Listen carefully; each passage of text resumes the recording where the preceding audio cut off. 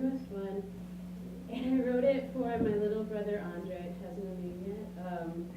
And I wrote it the day after he got arrested in Alabama, driving on his college campus to class.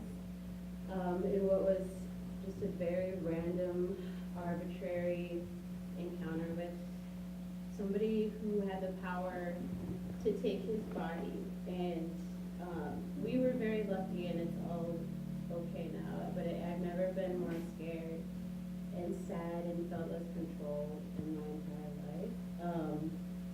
And I think what scares me the most is how,